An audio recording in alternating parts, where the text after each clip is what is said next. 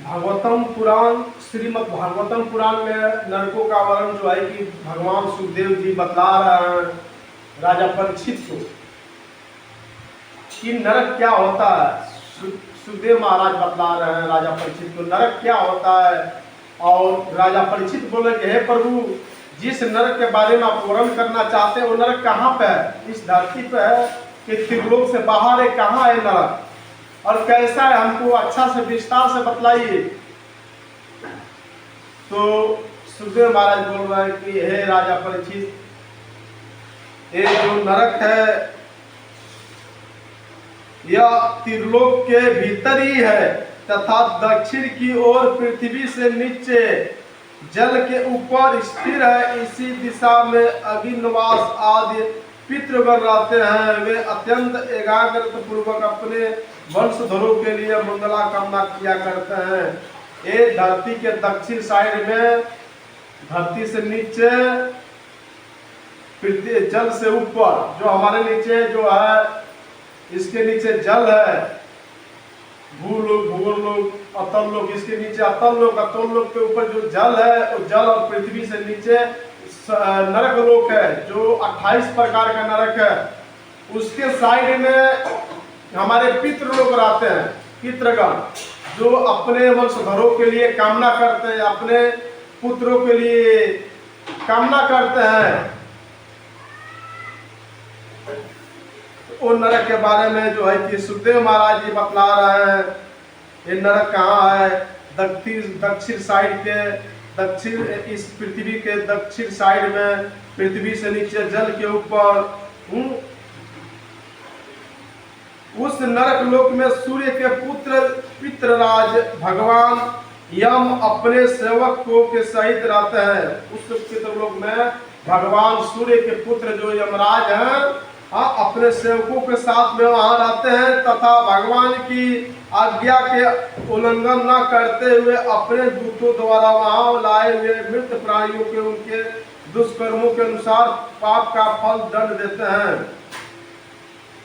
तो भगवान का जो नियम बनाया गया उस नियम के हिसाब से यमराज जी जो है वहां पे जो यहाँ से जो जीव जाता है उस यमलोक में, नरक लोक में, तो वहां को दंड देते हैं कर्म के हिसाब से। जो जैसा कर्म किया उसके हिसाब से वो दंड देते हैं। तो इसमें सुखदेव महाराज जी बतला रहे हैं कि 28 प्रकार का नरक होता है। कौन कौन सा नरक है?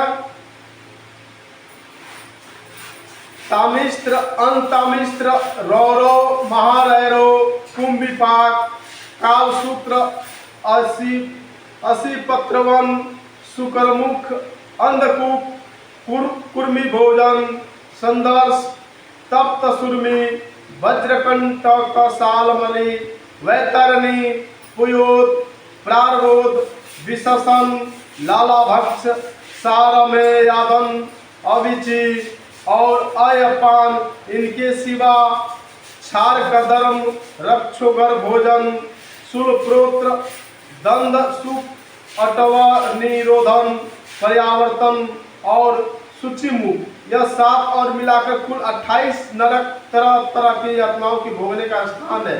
ये जो 28 प्रकार के जो नरक है इस पृथ्वी से नीचे दक्षिण साइड में, ये 28 प्रकार के जो नरक है, ये जो जैसा कर्म करता है उसी नरक में डाला जाता है, उसी नरक में भोगना पड़ता है। कर्म के हिसाब से उन नरकों में डाला जाता है। तो इसमें सुखदेव महाराज जी बतला रहे हैं कि जो पुरुष दूसरों के धन, संतान अथवा स्त्रियों का हरण करता है उसे अत्यंत भयानक यमदूत कालपाश में बांधकर बलात् तामिस्त्र नरक में गिरा देते हैं। जो दूसरों के धन, संतान अथवा स्त्रियों का हरण करता है उसको कौन सा नरक में डाला जाता है? तामिस्त्र नरक में डाला जाता है। जो दूसरों के धन, संतान, स्त्रियों का हनन करता है उसको तामिस्त्र नरक में डाला जाता है।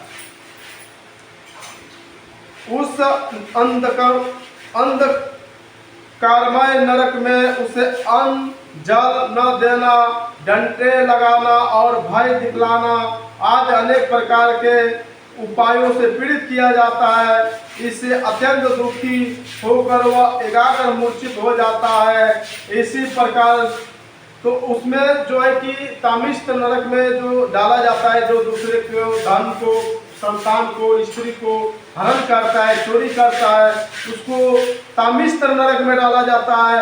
उसमें उसको भोजन नहीं दिया जाता है, अंधकार रहता है, उसको डंडे से मारा जाता है, उसको डराया जाता है।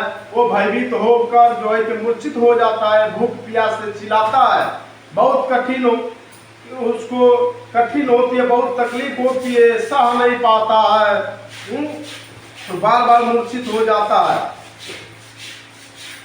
और जो इस प्रकार जो पुरुष किसी दूसरे को धोखा देकर उसकी स्त्री आदि को भोगता है, वह अंत तामिष्ट नरक में पड़ता है। वहाँ की यातनाओं में पड़कर वह जड़ से कटे हुए वृक्ष के समान वेदना के मारे सारी शुद्ध बुद्ध खोज बैठता है और उसे कुछ भी नहीं सूझ पड़ता। इसी से इस नरक को अंत तामिष्ट कहते हैं। जो कोई दूसरे के स्त्री को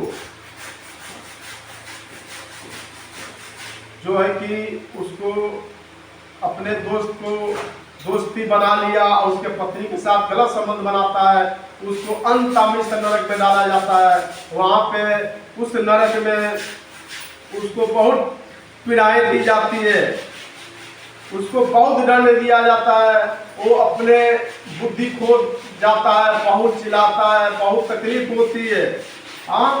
तो उसको अंत तामिष्ट नरक में डाला जाता है। किसको? जो दूसरे को, पत्नी को गलत भावना से देखता है, गलत कार्य करता है, उसको अंत तामिष्ट नरक में डाला जाता है।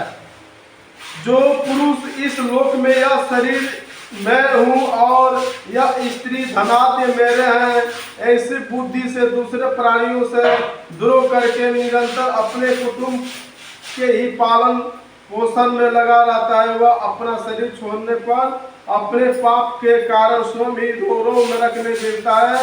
इस लोक में उसने जिन जीवों को जिस प्रकार कष्ट पहुंचाया होता है, परलोक में यमना का समय आने पर वे जीव रूरू होकर उसे उसी प्रकार कष्ट पहुंचाते हैं। इसलिए इसे नरक का नाम रोरो है। रूरू सर्प से भी अधिक क्रूर स्वभाव वाले एक जीव का नाम है। इसमें बतलाया जा रहा है कि जो पुरुष केवल एक शरीर मेरा है, ये मेरी पत्नी है, मेरा माता पिता है, मेरा भाई है, इतने को अपना समझकर अपने जीवन जो है कि पूरा जीवन व्यर्थ में गंवा देता है कि सब कुछ मैं ही हूँ, मेरे ही द्वारा सब मेरा परिवार चल रहा है, तो मरने के बाद उसको रोरो नरक में डाला जाता है। और मरने के बाद वो जीव को जब यमदूत के पास, यमराज के पास लेकर जाया जाता है, तो उसको वो जो जीवन में किसी को तकलीफ दिया है, कष्ट दिया है, तो वहाँ पे जो रूरू नाम का जीव है, अत्यंत भयानक जो है कि उस नरक में उसको जो है कि तकलीफ देते हैं। रोरो नरक में उनको तकलीफ दिया जाता है और बहुत पीड़ा होती है उस जीव को रोरो नरक में।